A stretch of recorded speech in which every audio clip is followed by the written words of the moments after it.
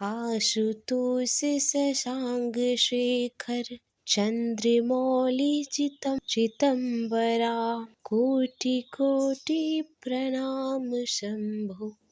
श्री शिवाय नमस्तुभ्यम। दोस्तों, आप लोगों को सावन महीने की शुभकामनाएं।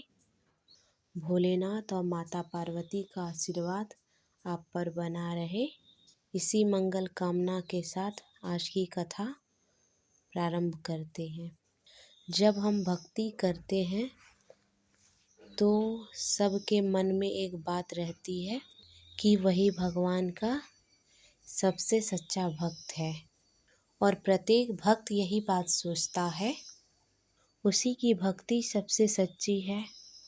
कई बार ऐसे भी होते हैं, भोलेनाथ अपने भक्तों की परीक्षा ले लेते हैं और सबके बीच में सच्चा भक्त कौन है ये भी जाहिर कर देते हैं। ऐसा ही एक बार हुआ। एक नगर में भाव मंदिर था, जहाँ दूर दूर से आदमी आते थे, भोलेनाथ के दर्शन के लिए आते रहते थे। यही सावन का महीना था। दूर दूर श्रावणी कांवर लेकर भोलेनाथ को जलाभिषेक करने आए थे। मंदिर पूरे भक्तों से पूरा भरा हुआ था। तभी अचानक ही आकाश में बिजली उत्पन्न हुई, सोने का एक थाल उतरा और भविष्यवाणी हुई, जो भी भोलेनाथ का सच्चा भक्त होगा उसी को यह थाल मिलेगी। अब मंदिर में सभी लोग उपस्थित थे, सभी ने यह भविष्यवाणी सुनी और सभी लोग धीरे धीरे इकट्ठे भी हो गए। जो लोग मंदिर की व्यवस्था देखते थे उसे पूरा विश्वास था कि यह थाल उसे ही मिलेगा, क्योंकि हम तो नित्य भोलेनाथ की पूजा करते हैं और भोलेनाथ की सबसे निकट रहते हैं। इसीलिए हम सच्चे भक्त हैं और हमारी भक्ति सच्ची है। इसीलिए ये थाल का सबसे बड़े अधिकारी तो हम ही हैं। वे सबसे आगे जाकर खड़े हुए। सबसे पहले एक पंडित जी आए जो बोले, मैं प्रत्येक दिन भोलेनाथ का अभिषेक करता हूँ, इसीलिए मैं सबसे निकट प्रेमी और भक्त हूँ, इसीलिए यह थाल तो मुझे ही मिलना चाहिए। इतना कहकर पंडित जी ने थाल उठा लिया। उन्होंने जब थाल उठाया तो वह थाल पीतल के हो गए। उन्हें लज्जा आई और थाल को नीचे रख दिया और वहाँ से निकल गए। वहाँ उपस्थित सभी पंडितों ने खुद को आजमाया, शायद उनमें से कोई भी सच्चा भक्त नहीं था। उसे भी थाल को यथास्थान रखकर वहाँ से जाना पड़ा। उसके बाद वहाँ के राजा का आगमन हुआ। राजा जी आगे आए और कहने लगे, मैं मंदिर में तो बहुत दान दक्षिणा दिया हूँ, ये थाल तो मुझे ही मिलना चाहिए। इतना कहकर राजा साहब आगे बढ़े। जब उन्होंने थाल को उठाया तो वह पीतल के हो गए। राजा साहब लज्जित हो गए, वहाँ से वापस चले गए। इसके बाद एक से बढ़कर एक ज्ञानी महात्मा और भक्त पधारे, लेकिन उनमें से कोई सच्चे भक्त नहीं निकले। किसी के हाथ में कुछ और किसी के हाथ में कुछ हो गया, परंतु तब सोने का थाल नहीं रहा। तब सबको पता चला कि हम लोगों में से कोई महादेव के सच्चे भक्त नहीं हैं। तब ठीक वही समय में किसान का आगमन हुआ। वह बेचारा बहुत समय के बाद भोलेनाथ के दर्शन करने आया था।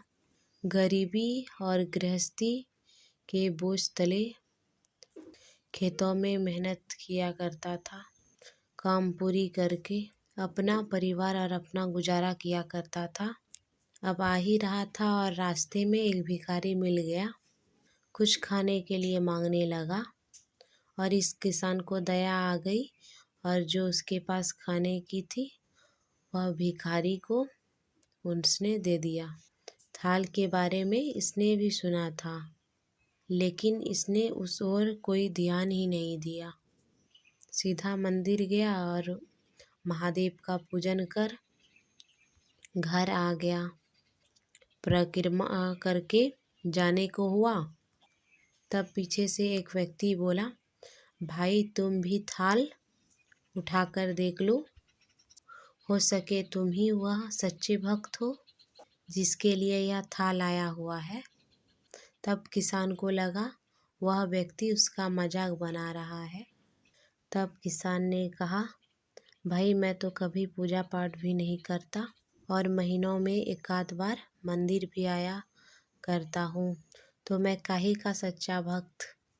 वह अजनबी बोला, भाई हम तो देख चुके हैं, हमारी भक्ति तो 2 कौड़ी की भी नहीं है।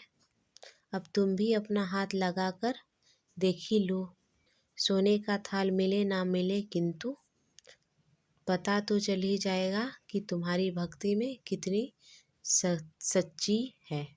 लोगों के बहुत आग्रह करने पर आखिरकार उस भोले भाले किसान ने जाकर थाल उठा ही लिया। लोगों के आश्चर्य का ठिकाना ही नहीं रहा। सोने का थाल रोशनी से चमचमाने लगा। यह देखकर सब लोगों में खुशियों की लहर दौड़ गई। सभी लोग उसके जयकारे लगाने लगे और पूछने लगे, भाई तुम ही सच्चे भक्त हो, अब हमें भी बता दो कैसी भक्ति करते हो, ताकि महादेव तुमसे इतने प्रसन्न हैं। सबकी बातें सुनकर और जय जयकारे सुनकर किसान बोला, भाई कोई भक्ति करता ही नहीं हूँ, दिन भर खेतों में काम किया करता हूँ और थोड़ा समय निकालकर ज़रूरतमंद लोगों की मदद कर लेता हूँ। इसके अलावा मैं कोई विशेष कार्य नहीं करता हूँ।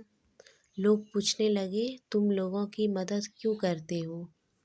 तब हंसते हुए किसान बोला, सुकून, दूसरों की चेहरे पर मुस्कान देखकर जो मुझे खुशी और आनंद होती है, उसे मैं शब्दों में बयान ही नहीं कर सकता।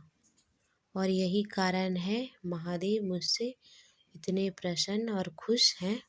इसलिए हमेशा याद रखिए, सत्कर्म का आरंभ से आनंद से होता है और अंत भी आनंददायक होता है, और दुष्कर्म का आरंभ भी दुख से होता है और अंत भी दुख से होता है। आप सैकड़ों मील की यात्रा करते हुए दूसरों की दिल दुखाते हैं तो आपका भक्ति